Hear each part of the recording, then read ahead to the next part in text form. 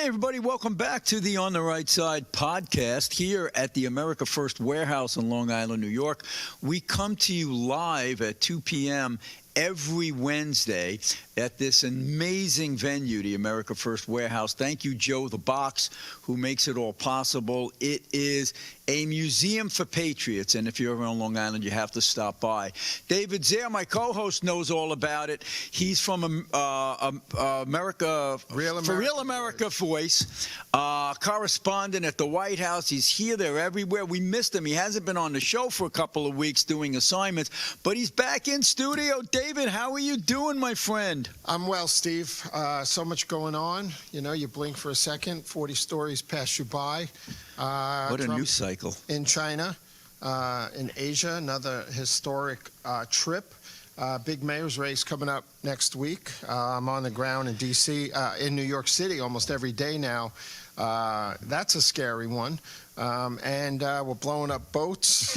We're blowing up boats. We're blowing up parts of the White House to rebuild it. Yeah. Oh. And I've been participating in phone calls with Steve Scalise and Mike Johnson on Capitol Hill. I was on Capitol Hill last week. Talking about the shutdown? On the shutdown and some of the reasons for it, because not everyone's really aware of how the genesis of all this with the appropriations and the extension they were asking for. So a lot to cover, right? Yeah, but you know what I want to get into more than anything else? Yeah. When I saw this, I was crying and laughing at the same time.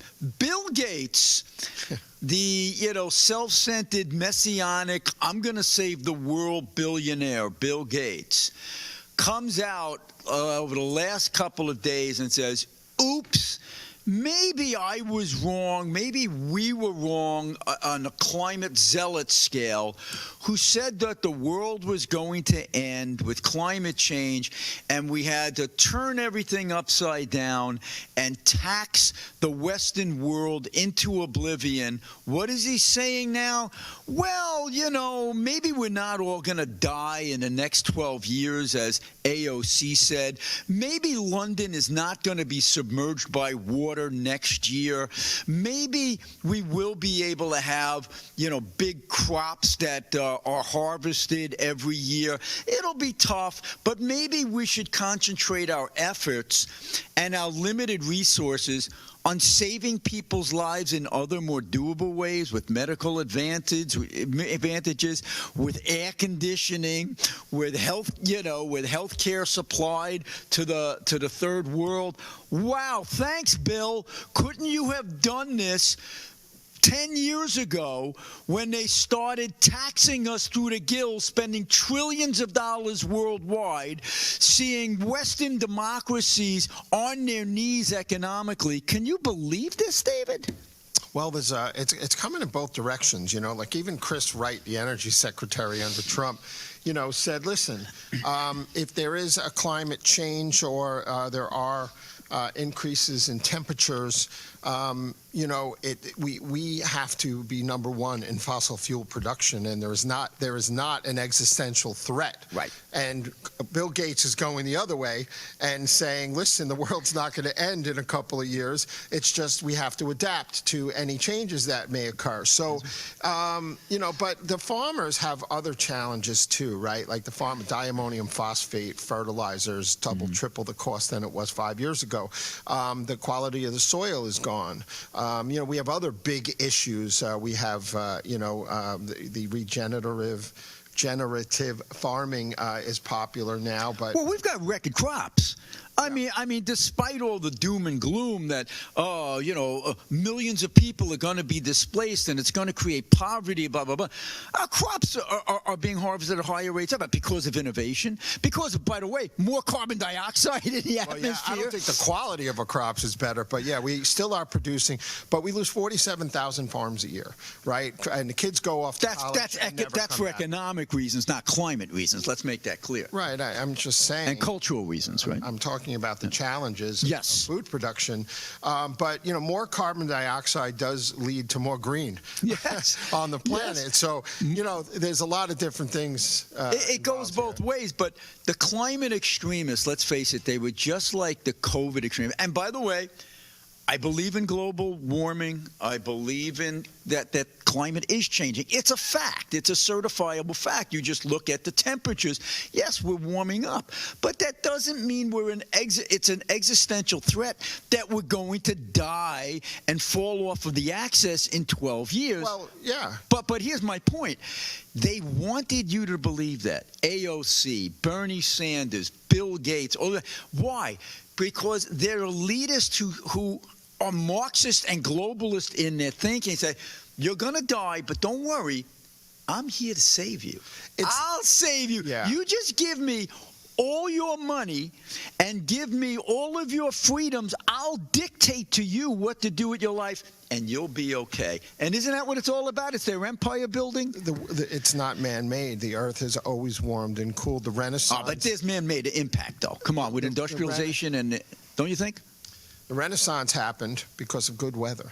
The Vikings farmed barley and grew crops in Greenland because it warmed up 1,000 years ago. The Romans grew wine grapes in northern England 2,000 years ago, right? There's fluctuations. So, yeah. you know, there is a natural occurrence of it. But you know, Bill Gates, I'm glad that he's come around, right? You got to take a win when you get a win. Absolutely. Hey, we want you to flip your opinion if you finally saw the light. But my God, if only he were there when they were talking about the craziness of the Paris Accords. And thank God Trump came in and said, this is garbage. You got Obama kissing the asses of these global elitists saying, yeah, China, you can do whatever you want. India, you can do whatever you want because you're third world countries. But us Western democracies, we will bite the bullet, and we will limit ourselves and cripple our economies. Total lunacy. Yeah, I interviewed Manny Gunasakara a bunch all the way back in Mississippi in 2020 about pulling out of the Paris Accords. And, you know, China and India didn't have to kick in $1 until we spent $13 billion. Yes. It's like the Kyoto Accords in '95, right? We had to put up all the money, and everyone else runs, and China builds a new hydroelectric dam or power plant. A new coal plant every week. So the point is, after all of these billions spent by the Western world, with our electric bills that have doubled over the last several years, you see it in Jersey right now and in New York State, what has been the result of that? The carbon footprint has been going up worldwide anyway, so you're paying more and you're not seeing the environmental result. The only thing that's going to give you that environmental result is innovation, right? We should be putting that money toward a Manhattan Project to come up with the alternative fuels that are productive and are clean and go back to nuclear to supply for the AI needs that are coming around with artificial intelligence. The right? SMRs are the answer for industry. It's going to be 1 to 30 megawatt What's an units. SMR? A small modular reactor. Okay. We're still 5 years out, but you can go 1 to 30 megawatts, where your typical nuclear power plant is 300 to 900 megawatts. And remember, you need a fossil fuel burning gas combustion cycle and coal and clean coal technology burning plants to have a stable grid. And the problem in Europe is they have that under their renewable grid with all their windmills. That's why they're paying 42 cents a kilowatt. We produce fossil fuel here for 12 cents a kilowatt. Right. And all the states that have the highest windmill population have the highest energy rates going on, except for a handful. Well, and in Jersey, it's amazing because you got Mikey Sherrill, the candidate for governor, Democrat, who has the nerve, the audacity. If you saw the commercial, David, when I'm elected, I'm going to freeze your electric rates. These electric rates are out of control.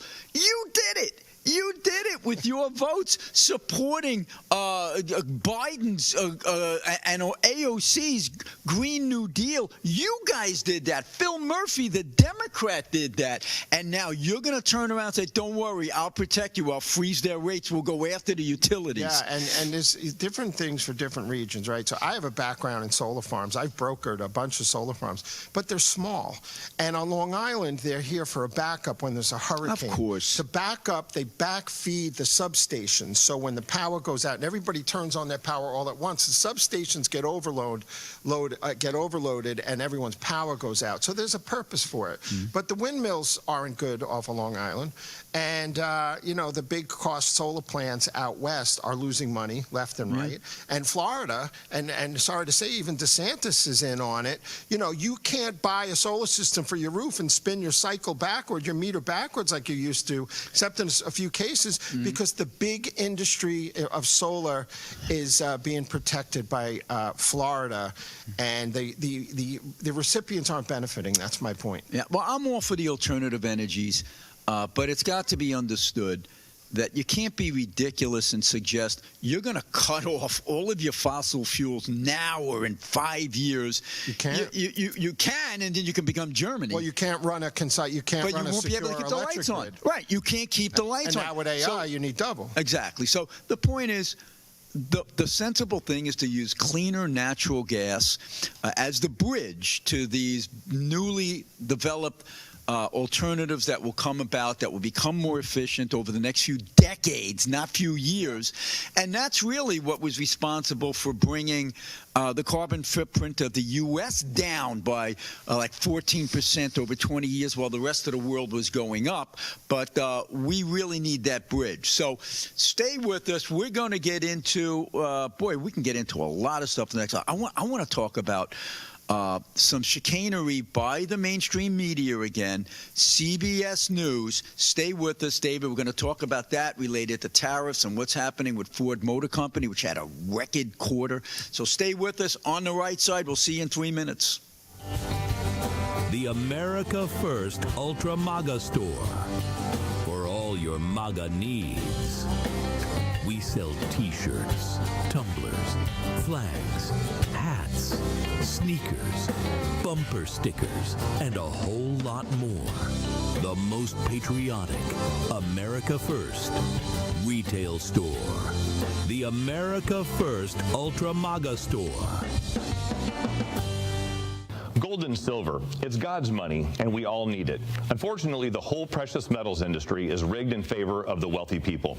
In fact, it's so complicated that 95% of all Americans don't own any precious metals.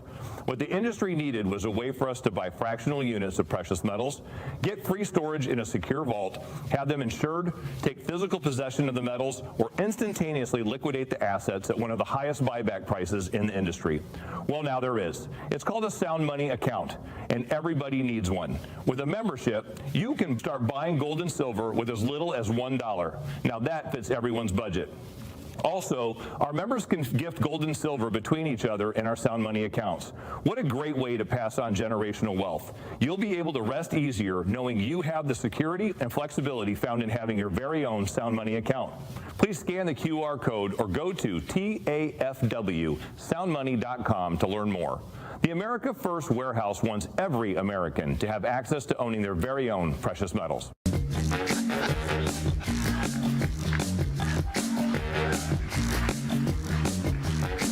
right, live from Studio 6B on a Friday night, live at the America First Warehouse. Live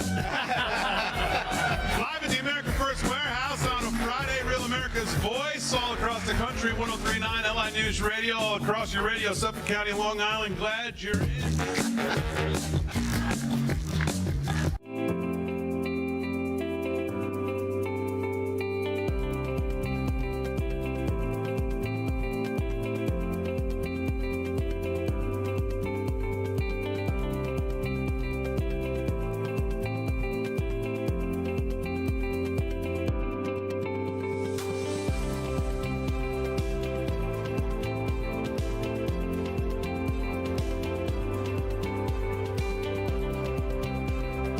America First Warehouse was really the most patriotic venue that you can ever imagine. We wanted to build something for people to be able to come to and feel so comfortable and so relaxed, because there is nothing out there like it. We give an opportunity for people to really feel good about themselves and about this great country.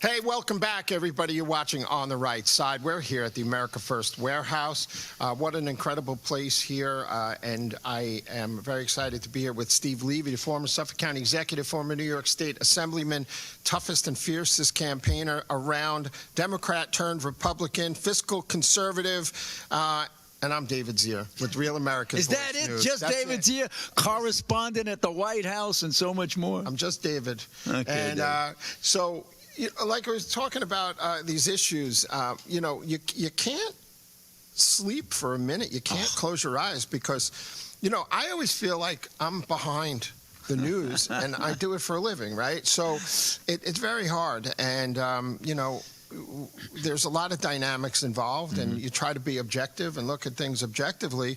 One of them is this latest CBS story. Why don't you tell us about the biased media? Yeah, so I'm watching, I flip the channels on Sunday morning to see all the shows, and there's like 5 shows I'm flipping between, and you want to get both sides. So I'll watch CNN Fareed Zakaria, right? And then... Good luck. What's that? Good luck. I like his openings, though, but you got to see what they're talking about. And then you got Maria Bartiromo on Fox Business, and then you got Fox Sunday, and then you got even Stephanopoulos. You got to see them, right? And then but I also see like them. Yeah, but I also like Sunday. Morning, the Sunday morning show on CBS. Meet the Depressed? Meet the Or Depressed. To Face the Nation? No, not them, not them. It's supposed to be. It's that entertainment show. It's the Sunday morning on CBS, Okay, right? sure. And some of the I stuff used to is watch good. that, Yeah, they have they'll interview a musician It or an used actor. to be kind of objective and Used to be entertainment-oriented, objective, yeah. but they always lace it in with the liberal propaganda that CBS is known for. Yeah. And here I am listening. So they're doing an interview of Jim Farley, who the CEO of Ford, who, by the way, very interesting trivia point, is the cousin of Chris Farley from Tommy really Boy. the cousin? Yeah, he's the My cousin. favorite. And you remember Tommy Boy was all about. I have the jacket. Oh, it's great. And they're doing the road trip, him and David Spade, and it's all about, them being car executives or Best. whatever. So here's Jim Farley, his cousin. But long story short, they're talking about the history of Ford and the struggles that Ford is going through right now, insinuating this is Trump and his tariffs that are creating all these problems for Ford. And I'm sitting there saying, what is this, Sunday? Oops. CBS must have put this to bed like on Wednesday of the week, because on Thursday and Friday of last week, out came a report that Ford had like its best quarter in decades, a 12% gain in a single quarter. And by the way, GM, another American company, had a major boost in the third quarter. And it has to be due to the tariffs. Now, 80% of the Ford cars are built U.S. The parts are a trickier situation because it's hard to get those parts from America, and they're coming from overseas. And, but it showed that CBS bias again. This is the same crew, 60 Minutes crew, who said, oh, no, President Trump, you weren't spied on when he was. This is the group that had to settle with President Trump when they doctored and edited Kamala Harris so she didn't look as stupid as she actually is. This is the same president lost a job over that. Yeah, this is the same group that fact-checked J.D. Vance at a debate with an incorrect narrative. So they're right back at it again, David, at good old CBS. Well, the good news about watching CBS Sunday morning is you get to go to church after and cleanse yourself. But I got to say, GM and Ford have like record profits, right? Yeah. And I thought that the tariffs were destroying the economy. Right. Well, there's pros and cons to these tariffs, and I'm not in agreement in all the ways that the president went about it. I probably would have gone a country at a time. I'm in construction, and it's hurting us by about 30% Steel. on a lot of things, appliances and stuff like, and lumber, Canada. But I think that'll get corrected next year. I do too. And now you see, with Trump over on his Asian tour, right, just comes from Japan. And while he's in Japan, he says, good news, Toyota is agreeing to invest how much into constructing their cars in America. So you got to say, who cares if it's a Japanese company? if they're constructing it in America, So creating Hyundai- American jobs. Hyundai committed to $25 billion in the United States early on in the Trump second term, and a steel plant to build 2.5 million cars a year. And also, Toyota committed another $10 billion on Trump's visit yesterday to Japan, right? Yeah. A lot of good things happening. But did you know that Tesla is actually making more money than Ford and GM percentage-wise? Their stock went up to $460. Well, stock is different than purchase. But their profitability. The profitability. Even on it, that's it. Surprising, because you would have thought that all the wokesters out there who hated Elon for siding with the Donald were boycotting him. GM's in 9th place in profitability in car manufacturers, but Is that a good thing or a bad thing? You say it's not the worst in the world, but the point that you were making is that Ford and GM have what a quarter done well, had a great quarter, and you know the EV credits are gone right after December, right? Right. So that's probably have right. to be more competitive, the electric cars. But that might have been a blip for Tesla, because you're right. Yeah. People saw that the $7,000, $10,000 credit was going to expire, so they might have gotten an artificial sugar high here. But that's a good point. And a Tesla's $70,000 now for a nice one. You know. Well, I saw something came out that said the average car now is $50,000 that people are buying. I mean, you can still get something out there for $30,000. Doesn't next year Trump's leasing? Can't you deduct the interest? Yes, for American-made cars. American-made cars. So that's major. Look, you've got all these jobs coming in. You've got the market. This is crazy. It's like, I've got some money on the side, and I'm saying, should I put it in? And I'm waiting because it can't keep going up. It's got to correct. And it keeps going up. And it will correct at some point, but I've been missing it. I'm thinking, all right, we got to have a 10% correction here, or a 20% reduction here. The NASDAQ futures this morning at 26,000. I know it's at 23 right now, which is still incredible. The futures were like phenomenal. That's a 15% but aren't increase. You concerned about gold at $4,000 an ounce? Well, is that an overheating caution flag? They've been saying this now for 10 years with gold. They've been saying it's overvalued, and it keeps going up and up. The concept is gold is the safe haven you're supposed to go, right, when there's instability in the world. Yeah. And it doesn't seem to matter whether it's up. I mean, you're going to have your fluctuations in gold and silver, but if you look at the line over the last decade, it's been pretty substantial. Now, it's going to take its dips, okay, there's no doubt. But if you're a doom and gloomer that you think, we're on the verge of some collapsing, gold is the place that people go. But it is remarkable, the pent-up demand you have in there. And when its interest rates come down, and, they're going to have a slight cut today. So as long as inflation stays under 4%, we have to go down another 100 basis points, right? Right. So I think things are going to stay healthy for a while. I do. And, Trump was absolutely right. Drill, baby, drill, because when you do, you glut the market with that oil. I passed a gas station today, $2.77. For regular, I haven't seen that in since Trump's first term. I paid $2.51 in South Carolina last week. It's like, but as Trump said, it's not just what you're paying at the pump; it's what you're paying to heat your home. That could be $1,000 a year difference in your home heating oil. It's everything else. Yeah, so it's the trucking and the grocery prices. Right. So diesel hasn't come down enough. So that's one problem, is diesel doesn't come down relative to oil barrel prices, which is really upsetting, and gasoline futures.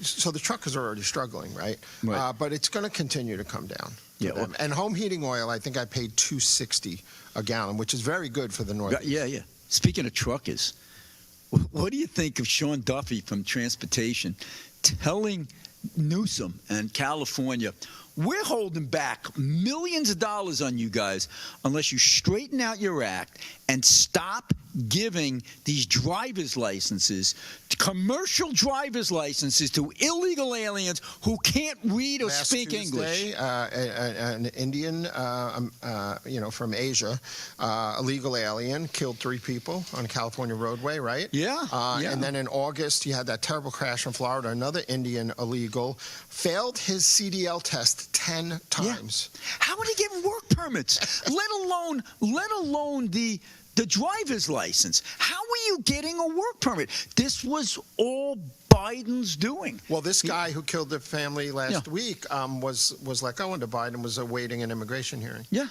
Well, so few people realize that, the people on Medicaid who are illegal, who they say nobody illegal can get Medicaid, it's all a Democratic lie. What Biden did is take his magic wand, as J.D. Vance is used to saying, and just, I hereby declare you legal. He said, I give you parole. Well, that's the challenge. Or you're an asylum seeker now, and so you have legal status. So here's your work papers. And 2 million got Social Security numbers at the border. Yeah. And how many are voting? They're here legally. Well, they're calling them legal, and we know these are illegal aliens, but they just call them legal and say, oh, no, we're not violating the federal law that says you can't give Medicaid to an illegal alien. Why?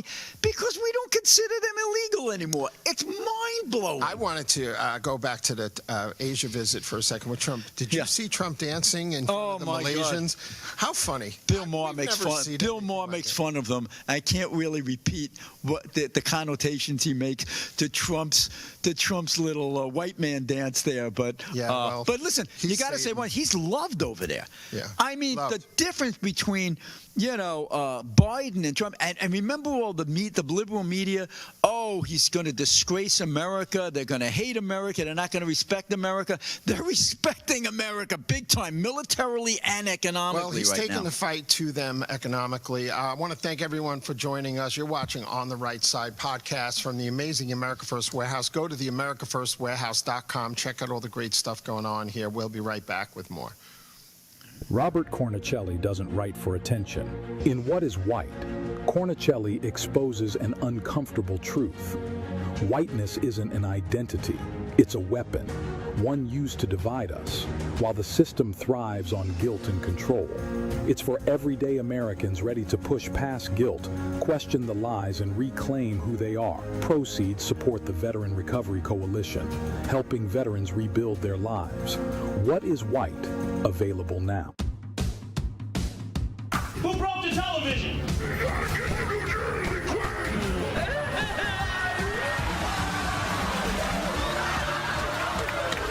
Can we laugh at that? Sounds to me. As of this week, public gay sex will now be mandatory. Am I the only one that could see his lips move? Cheekbones, baby. I'm sorry, maybe I overreacted.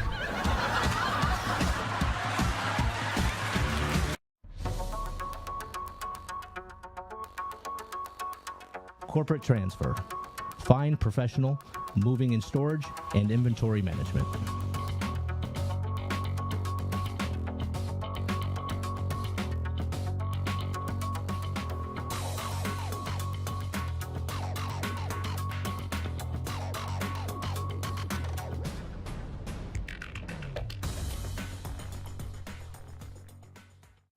Hey, fellow patriots, it's Cindy Gross here, host of Right for America, from your favorite place, the America First Warehouse.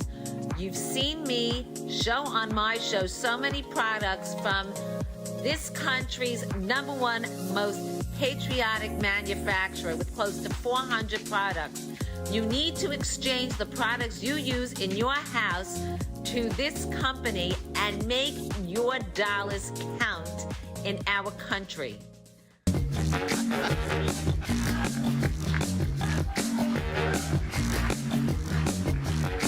right, live from Studio 6B on a Friday night, live at the America First Warehouse. Live at the America First Warehouse on a Friday, Real America's Voice, all across the country, 103.9 LI News Radio, all across your radio, Suffolk County, Long Island. Glad you're in. It's me, Joe the Box, the America First Warehouse, most patriotic venue in all the land. The America First Warehouse, a beacon for all to see, a symbol of unity. For the patriots of America, we stand tall and free. The America First Warehouse, where our hearts will always be.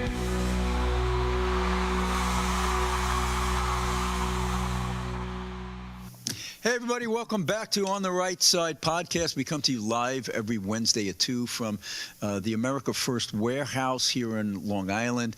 Thank you, Joe the Box, for help making this all possible. It's an amazing museum for patriots. If you're on the island, you have to visit this place. I'm Steve Levy. I'm your co-host. I'm a former Suffolk County executive, New York State assemblyman, and I'm the executive director of the fiscally conservative think tank, the Center for Cost-Effective Government. Follow us at centerforcosteffectivegovernment.org, or all of my writings for Newsmax, the Washington Examiner, the Washington Times, and other periodicals at stevelevy.info. Okay, my co-host, the one, the only David Zare from Real America Voice.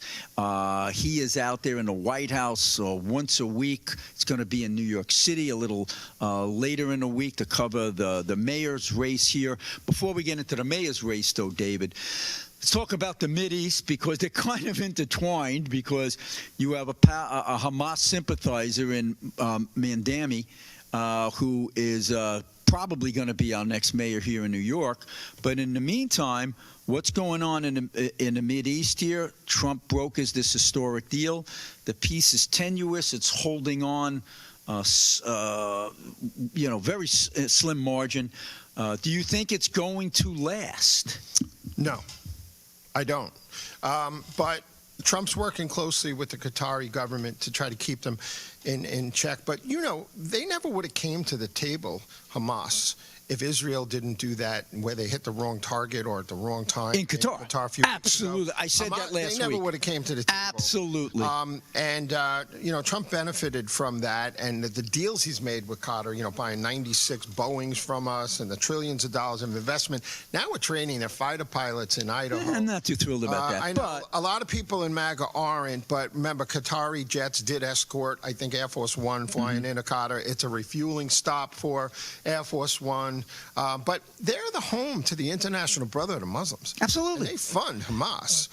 Bibi sent a message, baby. That I think there was a wink and a nod going on between Trump and Bibi.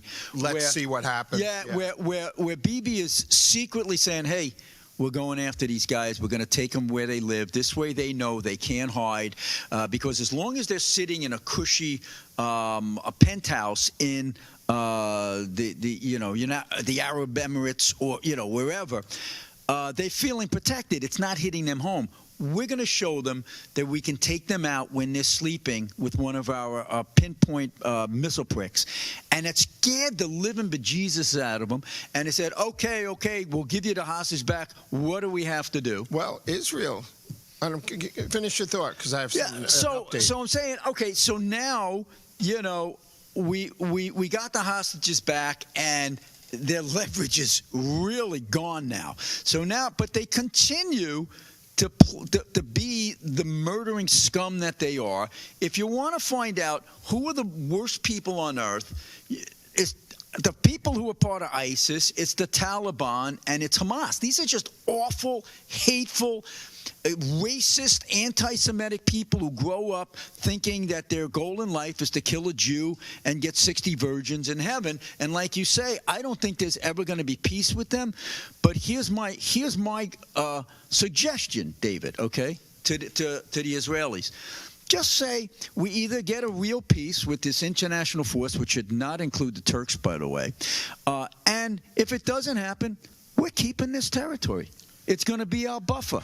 Your choice. So much going on out there. They've been violating the ceasefire since the beginning of the agreement, Hamas, and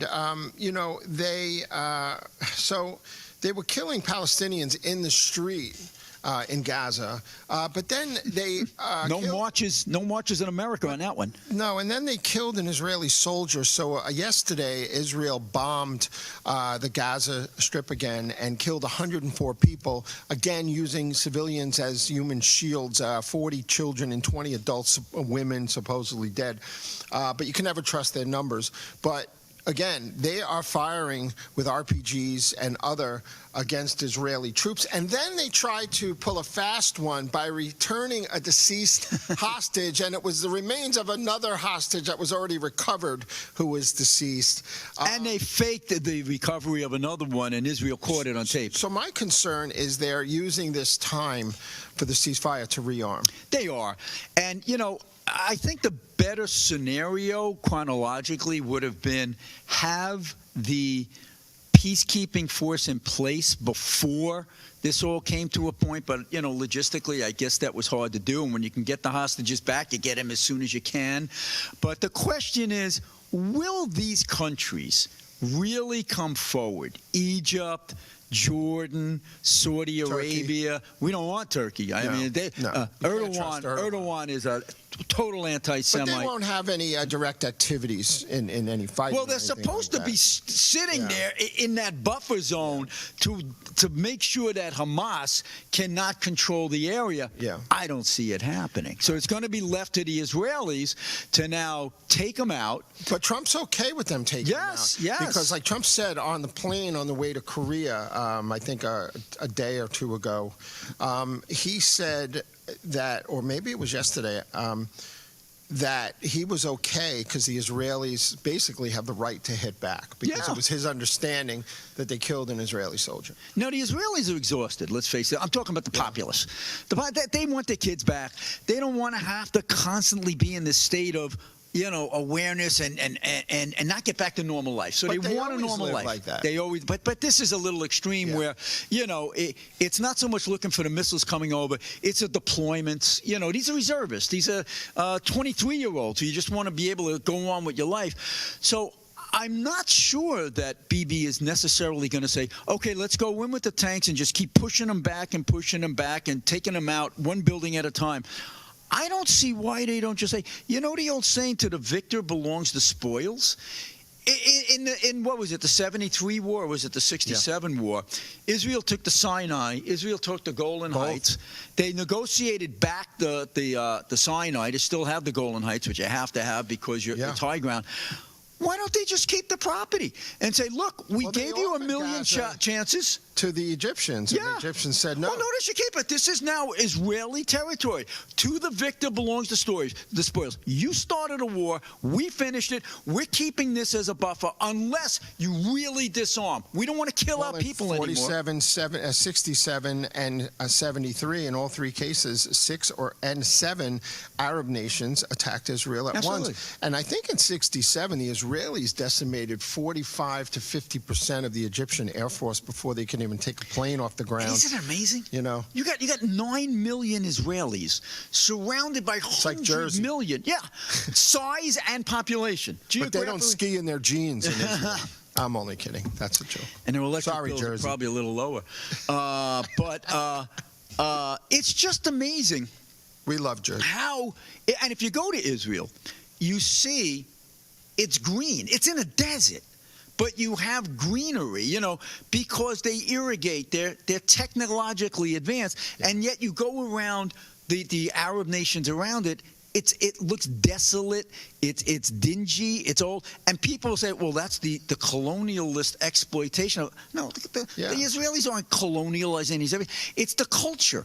One is a capitalistic, free, open society. And the Israelis have 750,000 Palestinians working, don't they? Yes, and you have more rights as an Arab in Israel than you do in any Arab country, by the way. Okay, so now we have the crazies over there who we've imported into America, who are now becoming a big voting bloc. And they're going to vote in an anti-Semite, anti-American clown, Zoran Mamdani, as our mayor.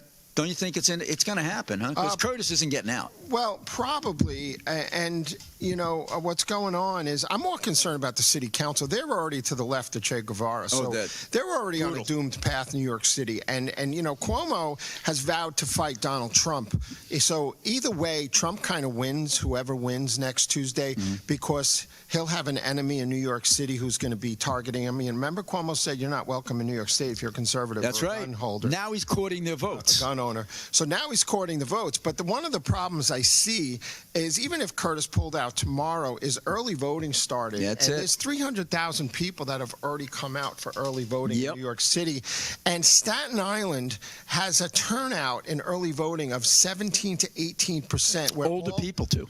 And all 4 other boroughs individually have only 8% early voting. So I think a lot of votes have been cast for Curtis already. So if you do the math, that's a good point. And then Cuomo is within 10 to 16 in the aggregate of all the polling. If you do the math and Curtis pulls away even 3% or 5%, how does Cuomo win? Well, I just wrote an article. If he pulls out tomorrow. I just wrote an article that, by the way, even if Cuomo wins, he's not going to govern that differently than Mamdani. Remember, Cuomo's the guy that gave you this crap in New York. He's the reason that we lead the nation in the number of people recidivists going.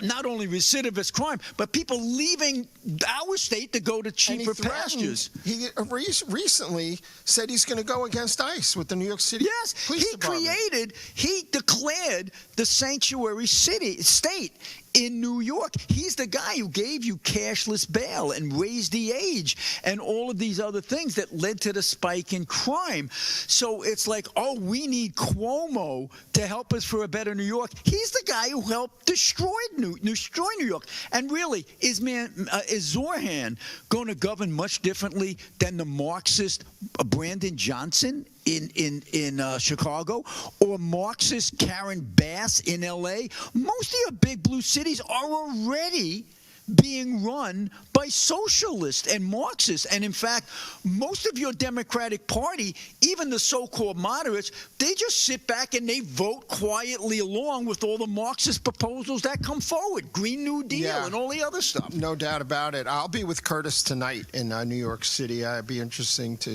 hear what he has to say. We'll be giving you our live coverage from one of the headquarters on Tuesday night from Manhattan at Real America's Voice News. It'll be really interesting. But again, both are foes of Trump. So what's the difference? I'm glad you'll be covering. Folks, stick with us. One more segment here on the right side. We got a lot more to talk about. We'll see you in 3 minutes. Judges, broken families, families torn apart. This isn't justice. If you've been wronged by the system, join us. Don't stand alone. Hi, I'm Gary Jacobs, president of Americans for Legal Reform. We're the oldest legal reform group in the United States. The justice system in the United States should be transparent, fair, and open to everybody and accessible. Unfortunately, many times that's not the case. At Americans for Legal Reform, we are here to help. Join the movement. Visit AmericansForLegalReform.com and help reform the system before it fails you.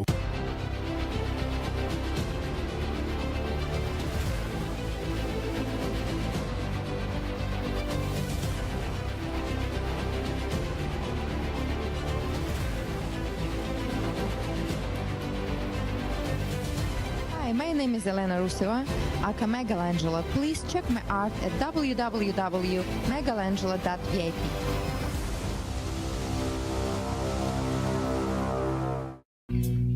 Are you a musician, comedian, actor, filmmaker, or artist who stands for traditional American values? Do you believe in the preservation of our nation, our culture, and our freedoms? If you share our passion for America and want to use your talents to make a difference, we want to hear from you. Our mission is clear. Through the arts, we uphold the principles of freedom, faith, family, and the American spirit. It's time to step up to the mic and make your voices heard. So contact us at AmericanConservativeArtists.com. The Queens Village Republican Club is America's oldest Republican club, founded in 1875. Situated in President Trump's hometown in Queens, New York, we are America First MAGA Republicans, empowering fellow Republicans to get involved in the game of politics at the grassroots level. We host inspiring monthly club meetings on the first Thursday of each month at 8 p.m. For more information, please go to our website at www.qvgop.org. It's Tuesday here at the America First Warehouse. I am Joe the Box. And I'm John the Blanket. Freddie Rubino here with my podcast. That's what I'm talking about. Coming to you live from the most patriotic venue in the land. Welcome to Right for America. I'm James Justice. We got Stephen Ruth over here. What are we doing, Steve? Fighting! Welcome to Tune In Tuesday of the Patriots Podcast, live streaming every Tuesday night at 7:30. Another edition of On the Right Side here, and you can catch us weekly, Wednesdays at 2 p.m. Eastern Time. And welcome to Liberty's Cage, where we rip the veil off America's broken justice system. Prisons that crush spirits and a society that shuns people who have paid their price. Well, welcome, ladies and gentlemen, to the Kevin Downey Jr. Podcast. Be free, stay free. Welcome to Suffocating in Suburbia with me, your host, Stevie GB.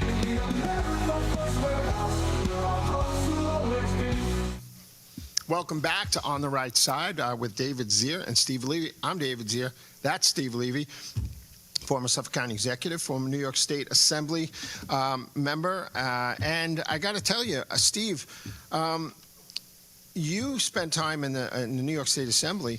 We were talking about Mamdani. I just wanted to touch on it really quick. He did nothing in the Assembly. He only sponsored one bill in like a couple of years.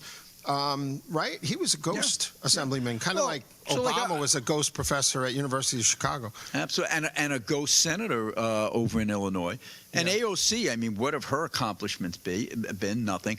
All they do, and Bernie Sanders, the guy's been his whole career in government. I don't think he's passed a bill of significance. No. But these guys, their whole mantra is tax the rich, blame the rich people for all of your problems, just elect us, and we'll take care of you by soaking the rich and giving it to you.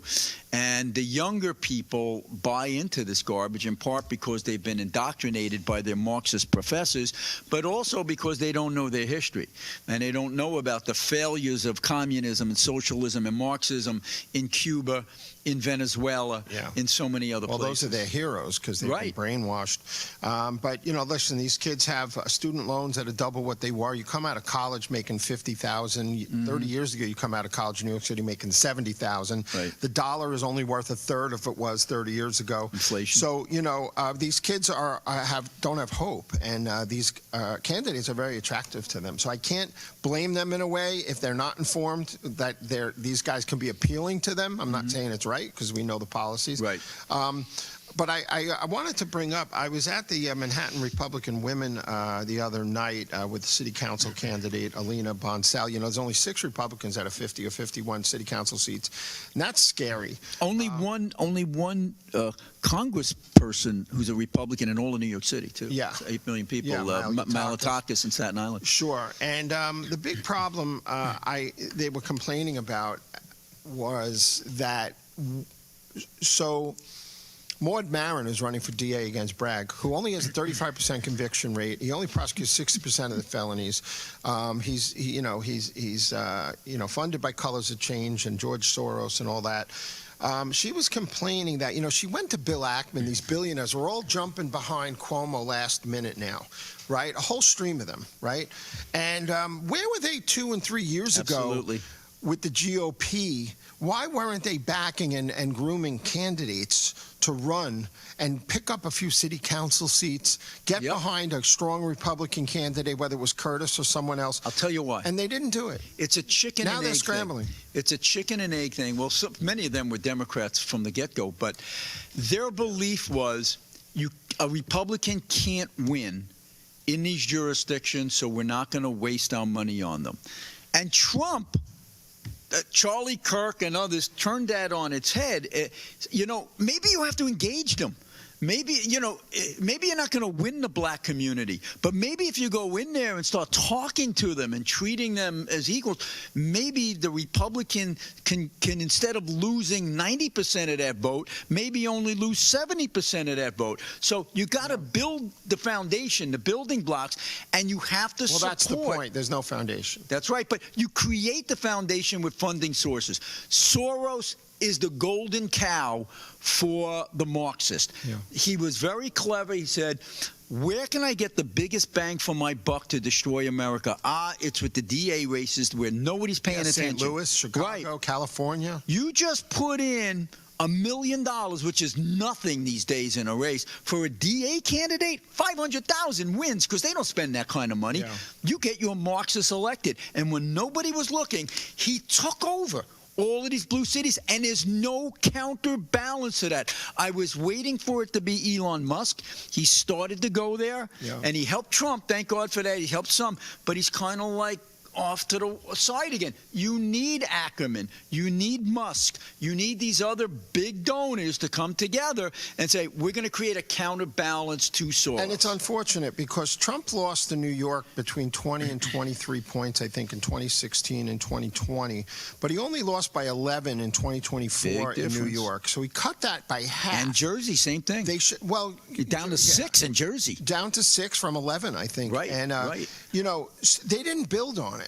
They didn't build That's on right. it. That's exactly my point. Because that was a starting point, a jump-off point. It's exactly my point. You know, you can't keep on saying, oh, we'll never be able to win as Republicans in these cities. Well, maybe you have to start attracting African Americans and Hispanics to join the Republican Party. He did. That's the winning formula. And you're not going to win the first time out, but you build your foundation, you build your base. I was embedded at the trial, in the trial with Trump and the hush money, and after, you know, the trial, I was up there and got embedded with the Trump team at the Harlem Bodega, and there were 2,000 Dominicans jumping up and down in the street. The Trump Bronx rally a month later had about 10,000, 15,000 Hispanics there, and you know, that district had a 50% poverty rate. They couldn't walk to the food pantry, without getting mugged, or the deli or the bodega. And, you know, they were being courted by Trump. And Hispanics are a prime constituency for the Republican Party. They're religious. They're family-oriented. They're working their tails off. They're building businesses from scratch. That's the Republican-American way. The only thing that's keeping them Democrat is tradition, that minorities tend to go toward that. And there was the idea where, you know, the Democrats were saying, oh, Republicans are anti-immigrant. We're all Republicans just anti-illegal immigration. We're all immigrants. We're all immigrant. Unless you are born in, you know, in part of the Lenapes or the Lakota Sioux, everyone's an immigrant. Yeah. By the way, Indian Americans should naturally be Republican.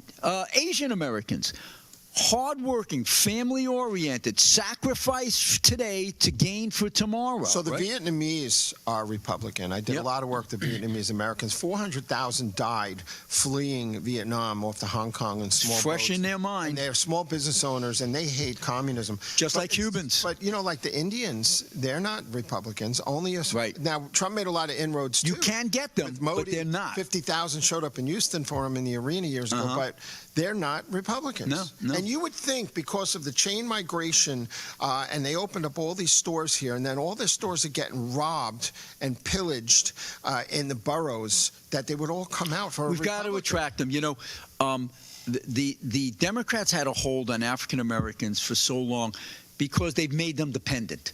They tore apart their families by giving incentives to have men and women live apart from each other, gave more money for more children, and they destroyed the black family. And white Appalachia. And they say, hey, don't stay with us and we'll give you more money. That hasn't happened yet for the Indian American community and others, but the Democrats are trying real hard. That's why they want to give stuff out to all these other ethnic groups as well, because once you get them hooked on that government money, you got them, and it's very hard to break it. On his deathbed, a very liberal senator, supported the Great Society, said we created an intergenerational subdependency in the welfare state and a new species of person with an entitlement mentality that runs 2 and 3 generations deep. That cycle has to be broken. And Reagan said, once you give someone a government program, it's almost impossible to end it. Segue into Obamacare and the 42 million Americans on food stamps. Yeah. What 1/3 of New Yorkers on Medicaid. Okay, so once you get them dependent, it's very hard to get them off. So what happened during COVID? The Democrats said, hey, let's give them an extra bonus of this Obamacare subsidy just temporarily while COVID is here. Well, they said it's going to expire in 5 years. The 5 years is here. So it's not like Republicans are looking to take away health care money from people. This was a temporary program, but the Democrats are now saying, oh, no, we started it. It has to be permanent now. This is the game they play, which is why we're going broke with $38 trillion in debt. Right? Is that it? That's it. 38 Only trillion? $38 trillion, but if 40's coming fast, the deficits now, the new normal, is a $2 trillion deficit. Crazy. Budgets, the federal budget, $7 trillion when it was $4.5 trillion before the pandemic. 25 years ago, the annual deficit was zero, wasn't it? Yeah. Right before Bush came in and then started spending money on wars and unfunded drug programs. But hey, we got 2 minutes left. What do you think of what Trump is doing in Latin America, David? America first, the Western Hemisphere first? Well, yeah, I wanted to just talk about Milei really quick. Javier Milei in Argentina increased his power with the midterm elections for his a rightist form populist of Congress. Right, but Venezuela, very complicated. Colombia has an all-time high on cocaine production. That's going to get messy if we start doing it boats in Colombia, because they grow the cocaine along with the president, kind of backing it in Colombia. Sure, well, Maduro in Venezuela. Yeah, just like Noriega did right in Panama. Your guess is Maduro there in 6 months from now? I can't say either way. I wish instead of blowing up the boats, it was interdiction on the high seas. Yeah, I get it. It's really hard to do. They've been talking about doing that for 50 years. It doesn't work. This is a close call as to whether this is kosher to do it, but I got to tell you, it's sending a message. I think it's going to have a major impact, and I think it's going to topple Maduro. So my guess is he's going to be gone. What's your guess in a minute left with who's winning New York City mayor, who's winning Jersey governor, who's winning in Virginia? We got a minute. I think Mikey Sherrill's going to win by a point or two or three. We'll see. And I think Mamdani's going to get elected. And, I don't think much is going to change. What about Virginia? That's Spanberger. Virginia, I think it's Spanberger. Yeah, because they're so liberal. I agree with that. Virginia. I think the Republicans are going to win in Jersey. I think we're going to lose a lot of businesses in Manhattan. Yeah. Oh, we are. But we're out here in Long Island, and our property values are going to go up because all those people in New York, they're leaving. They're going to Florida, and they're coming to Long Island. Great show, David. Yeah, thank you, Steve Levy, everybody. On the Right Side podcast here every Wednesday at 2 p.m. at the America First Warehouse. Go to the AmericaFirstWarehouse.com. Check us out. Go to America First WH on X and follow us today. And it's great to be with you. I'm David Z at Real America's Voice. See you next week. Say goodnight, Gracie.